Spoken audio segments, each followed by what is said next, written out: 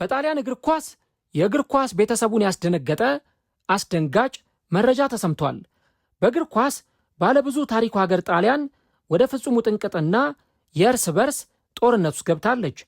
የአገሪቱ ታሪካዊ እግር ኳሰኛ ፓውሎ ማልዲኒና የቀድሞ የኤሲ ሚላን ኮከብ ሊዮናርዶ በድንገት ከጣሊያን እግር ኳስ ፌዴሬሽን ስልጣናቸውን ለቀው ወጥተዋል። ምክንያቱ ደግሞ ሌላ ሳይሆን የ2006ቱ የዓለም ዋንጫ አሸናፊ አንድሪያ ፒርሎን ዋና አሰልጣኝ አድርገው እንዳይሾሙ በመከልከላቸው ነው። ከበስተጀርባው ያለው የሩሲያ የእግር ኳስ ቁማር ኩባንያ ውዝግብና የፒርሎ እጅግ አነጋጋሪ ምላሽ ምንድን ነው? ጣሊያን በእግር ኳሷ ውስጥ የገጠማት ትርምስ ምንድን ነው? ይህንን ጉዳይ በዛሬው ፕሮግራማችን ላይ እንመለከተዋለን። ሰላም አድማጮች፣ እንዴት ናችሁ? እግዚአብሔር ይመስገን እኔ በጣም ደህና ነኝ። የምትገኙት አራዳ ሜዳ ኦፊሻል የዩቲዩብ ገጻችን ላይ ነው። ለቻናሉ አዲስ ከሆናችሁ የዩቲዩብ ገጹን ሰብስክራይብ በማድረግና የደውል ምልክቷን በመጫን የቻናላችን ቤተሰቦች እንድትሆኑ የአክብሮት ግብዣችን ነው። እንዲሁም ደግሞ ዩቲዩብ ፕሮግራሙን ለበርካታ ተመልካቾች እንዲያደርሰው ይህንን ቪዲዮ ላይክ በማድረግ ፕሮግራሙን መጀመራችሁን አስታውሱ። የአራዳ ሜዳ ኮሜንታተር ተስፋ ወርቅ ሉል ሰገድ አብሬያችሁ ቆይታ አደርጋለሁ። ፈጣሪ ፈቅዶ በሌላ ፕሮግራም ከእናንተ ጋር ተገናኘን። በዚህኛው ፕሮግራም ላይ ደግሞ ጣሊያን ትላንትናና ከሰሞኑ የገጠማትን የእግር ኳስ ውዝግብና ትርምስ የምንመለከተው ይሆናል ማለት ነው። ጣሊያን በተለይም ደግሞ በቅርቡ በተጠናቀቀው የ2026ቱ የዓለም ዋንጫ ውድድር ላይ ለመሳተፍ ከፍተኛ ህልምና ጉጉት ነበራት። ነገር ግን ደግሞ የጣሊያን ብሔራዊ ቡድን እንዳለመውና እንዳሰበው በዘንድሮ የዓለም ዋንጫ ላይ የሚያሳትፈውን ውጤት ማስመዝገብ አልቻለም። በዚህም ምክንያት የቀድሞ የቡድኑን የአማካይ መስመር ተጫዋችና በወቅቱ ቡድኑን ያሰለጥን የነበረው ጂናሮ ጋትሶን በሚያዝያ ወር ከጣሊያን ብሔራዊ ቡድን ጋር ከተለያየ በኋላ የጣሊያን ብሔራዊ ቡድን ለጥቂት ወራት ያለ አሰልጣኝ ባዶን ቆይቷል ከርሟል። ነገር ግን ከ16 ቀናት በፊት የሀገሪቱ እግር ኳስ ታሪካዊ የሚባለው ተጫዋች ፓውሎ ማልዲኒን የቴክኒክ ዳይሬክተር፣ ብራዚላዊውን የቀድሞ የኤሲ ሚላን ኮከብ ሊዮናርዶ ናሲሚንቶን ደግሞ አማካሪ ሆነው በጣሊያን እግር ኳስ አዲስ ተስፋን የሚፈነጥቅ ሹመት በጣሊያን እግር ኳስ በኩል ተፈጽሞ ነበር። ታዲያ ይህ ከሆነ በኋላ ቀጥሎ የመጣው ስራ በጣሊያን እግር ኳስ ፌዴሬሽን በኩል አዲስ አሰልጣኝ የመቅጠር ጉዳይ ነበር።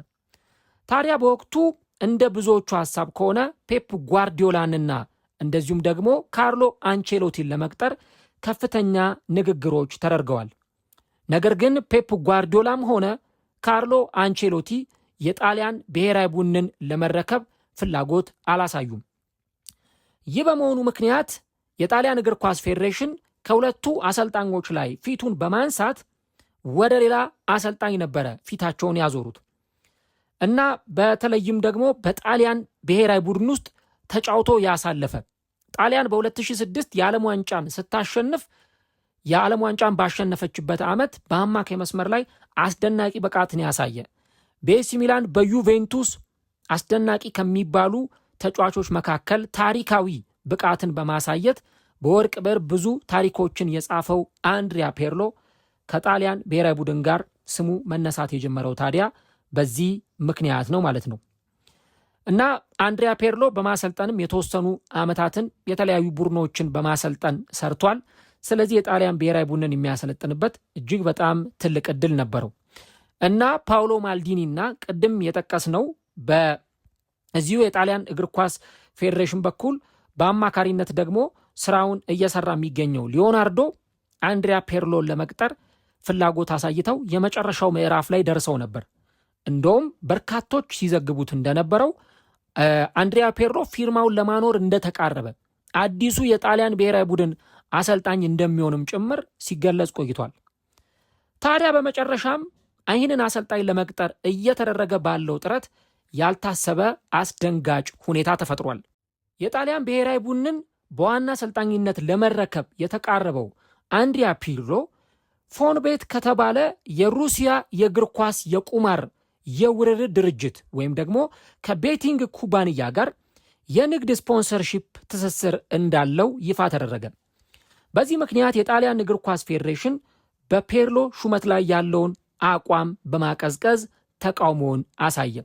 በዚህ በጣም የተናደዱት ከ2 ሳምንት በፊት ወደ ኃላፊነት የመጡት ማልዲኒና ሊዮናርዶ ናሲሚንቶ ትላንትና ከጣሊያን እግር ኳስ ፌዴሬሽን ፕሬዝዳንት ጆቫኒ ማላጎ ጋር ከተገናኙ በኋላ ወዲያውኑ በቦታው ላይ እንደማይቆዩና ስልጣናቸውን ለቀው እንደሚወጡ ተገለጸ።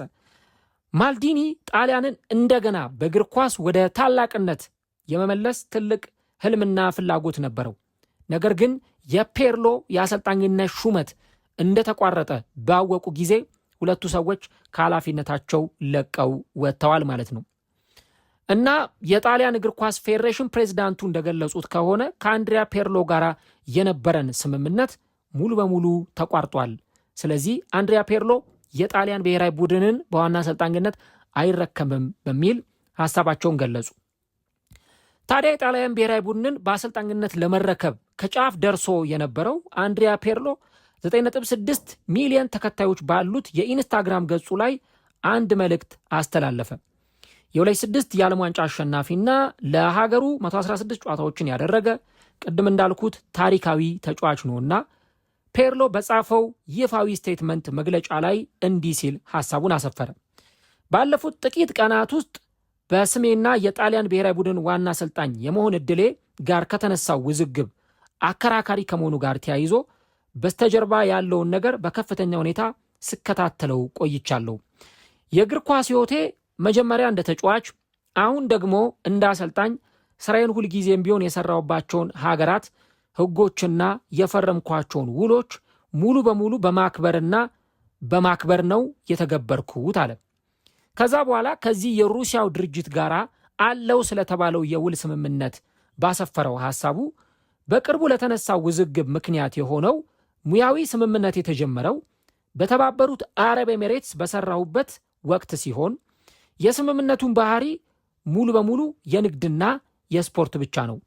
ለዚህ የንግድ ትስስር የፖለቲካ ትርጉም መስጠት እኔ በጭራሽ ገልጫቸው የማላውቃቸውንና የኔን አመለካከት የማይወክሉ እምነቶችን በእኔ ላይ የመጫን ሙከራ ነው። ስፖርታዊ ውሳኔ እንደዚህ በፍጥነት ወደ ህዝባዊ ክርክር መጥቶ ከእኔ ሐሳብና እውነተኛ ፍላጎት ውጪ የሆነ ትርጉም በመሰጠቱ እጅግ አዝኛለሁ ሲል ተናገረ። ከዛም በስተመጨረሻ የሥራ ባልደረቦቹ ለእኔ ላሳዩኝ ከፍተኛ እምነትና ክብር ፓውሎ ማልዲኒንና ሊዮናርዶን ማመስገን እፈልጋለሁ። ለጣሊያን እግር ኳስ ያላቸውን ከፍተኛ እውቀትና ታማኝነት በደንብ አውቃለሁ። ለጣሊያን ያለኝ ፍቅር ደግሞ በሆነ የተወሰነ ኃላፊነት ቦታ ላይ የተመሰረተ አይደለም። እርሱ የታሪኬና የማንነቴ አካል ነው፣ ሁልጊዜም ከኔ ጋር አብሮ ይኖራል ሲል አንድሪያ ፔርሎ በማህበራዊ የትስስር ገጹ ላይ ይህንን ጉዳይ በተመለከተ ጉዳዩ ከተፈጠረ በኋላ አስተያየቱን ሰጥቷል። በጣሊያን እግር ኳስ ፌዴሬሽን በኩል እንደ ምክንያት ተደርጎ የተቀመጠው ትልቁ ነገር ምንድን ነው? አንድሪያ ፔርሎ ከሩሲያው የእግር ኳስ የውድድር ተቋም ወይም ደግሞ ከቤቲንግ ድርጅት ጋር ተፈራርሞ በነበረው የውል ስምምነት ምክንያት እንዲህ አይነት ስምምነት ውስጥ ያለ አሰልጣኝ ወደኛ እግር ኳስ ክለብ እንዲመጣ አንፈልግም፣ ወደ ብሔራዊ ቡድናችን እንዲመጣ አንፈልግም ከሚል እይታ ጋር በጣሊያን እግር ኳስ ፌዴሬሽን ውሳኔ ተሰጥቶበት ይህ ጉዳይ በመጨረሻም አሰልጣኙ ወደ ጣሊያን እግር ኳስ ብሔራዊ ቡድን አሰልጣኝነት እንዳይመጣ ተደርጓል ማለት ነው። ይህ ጉዳይ በእርግጥ እግር ኳሳዊ ሕግም ያለው ነገር መሆኑን እንመለከታለን። ምክንያቱም ተጫዋቾች በእግር ኳስ የቤቲንግ ውርርድ ላይ የሚሳተፉ ከሆነ፣ አሰልጣኞች በቤቲንግ ውርርድ ላይ የሚሳተፉ ከሆነ ነገሩ እጅግ በጣም አስቸጋሪ ይሆናል። አንድሪያ ፔርሎ ይሳተፋል አይሳተፍም የሚለው ነገር እንዳለ ሆኖ ነገር ግን የዚህ የቤቲንግ ድርጅት ብራንድ አምባሳደር ከሆነ ራሱ ይህንን ውል አፍርሶ ነው ወደዚህ አሰልጣኝነት መምጣት ያለበት እና በመጨረሻም የጣሊያን እግር ኳስ ፌዴሬሽኑ ፕሬዝዳንት ይህንን ውሳኔ ሲወስኑ ከ2 ሳምንት በፊት ወደ ኃላፊነት የመጡት የቴክኒክ ዳይሬክተሩ ፓውሎ ማልዲኒ እና አማካሪው ቀደም ሲል በዛ ኃላፊነት ላይ እንዳለና እንደለቀቀ ስናነሳ ነበር። ሊዮናርዶ ናሲሚንቶ ከዚህ ኃላፊነታቸው ይህንን ጉዳይ ከሰሙ በኋላ ከዚህ ኃላፊነት ራሳቸውን አንስተዋል ማለት ነው። አሁን ባለው ሁኔታ በዩሮ 2020 ጣሊያንን ለዋንጫ ያበቁት አሰልጣኝ ሮቤርቶ ማንቺኒ ለሁለተኛ ጊዜ ብሔራዊ ቡድኑን እንደሚረከቡ እየተገለጸ ነው ያለው። ነገር ግን ከቅርብ ጊዜያት ወዲህ በተከታታይ ከደረሱት ሽንፈቶችና የጣሊያን እግር ኳስ የውጤት ማጣት ጊዜያት በኋላ የጣሊያን ሕዝብ ስሜትና የቡድኑን ሞራል እንደገና ማንሳት ለብሔራዊ ቡድኑ እጅግ በጣም ከባድ ስራና ኃላፊነት ይሆናል ማለት ነው። ጣሊያን በተለይ በባለፉት ጥቂት ዓለም ዋንጫዎች ላይ የሚያሳትፋት ምንም አይነት ውጤት አልነበረም። ይህ የጣሊያን እግር ኳስን እጅግ በጣም የሚያሳምም ውጤት ነው። በ2018 የዓለም ዋንጫ፣ በ2022፣ በ2026 የዓለም ዋንጫ ላይ የጣሊያን ብሔራዊ ቡድንን አልተመለከትነው።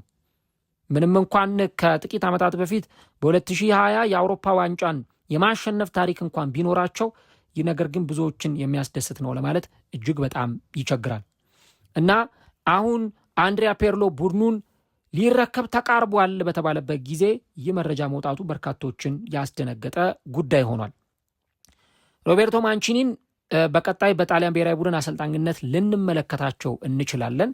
ነገር ግን ያም ሆነ ይህ የጣሊያን ብሔራዊ ቡድን ያውም ከዓመታት በፊት በብዙ የእግር ኳስ ቅሌቶች የካልቾፖሊን ቅሌት በብዙ ማንሳት ይቻላል እና በብዙ ትርምስ ውስጥ የነበረ የእግር ኳስ ስርዓትን ይከተል እንደነበር ይታወሳል እና አሁንም የዚህ የቤቲንግ መኖር ራሱ በቤቲንግ የብራንድ አምባሳደርነት የአንድሪያ ፔርሎ የውል ስምምነት መፈራረሙ ራሱ ብዙ ጥያቄዎች በጣሊያን እግር ኳስ ተጫዋቾች በጣሊያን እግር ኳስ አሰልጣኞች በኩል እንዲነሱ የሚያደርጉ ጉዳይ ስለመሆናቸው በደንብ ማንሳት ያስፈልጋል ማለት ነው። እናንተ ስለዚህ ጉዳይ ምን ታስባላችሁ? ፌዴሬሽኑ ፔርሎን ለመቅጠር ከተቃረበ በኋላ በሩሲያው የቤቲንግ ውርርድ ድርጅት ምክንያት ከአሰልጣኝነት ኃላፊነት ላለመስጠት መወሰናቸው ትክክል ነው ብላችሁ ታስባላችሁ? ወይስ ማልዲኒና ሊዮናርዶ ከሀገራቸው እግር ኳስ ፌዴሬሽን ጋር መጋጨታቸው ለእናንተ አግባብ ነው? በየትኛው ሁኔታ ትረዱታላችሁ? አስተያየቶቻችሁን ኮሜንት ላይ ያስፍሩልን። በፌስቡክ የምትከታተሉ አድማጮቻችን ደግሞ ፎሎ ማድረጋችሁን አትርሱ። ሙሉ ቪዲዮን በዩቲዩብ ላይ ታገኙታላችሁ። ቪዲዮን ከወደዳችሁት ላይክ፣ ሼር ማድረጋችሁን አትርሱ። ለቻናላችን አዲስ ከሆናችሁ ደግሞ ሰብስክራይብ በማድረግ የደወል ምልክቷን ተጫኑ። ስለተከታተላችሁን እናመሰግናለን። በሌላ ዝግጅት እንገናኛለን። እስከዛው መልካም ጊዜ፣ መልካም ቆይታ ይሆንላችሁ።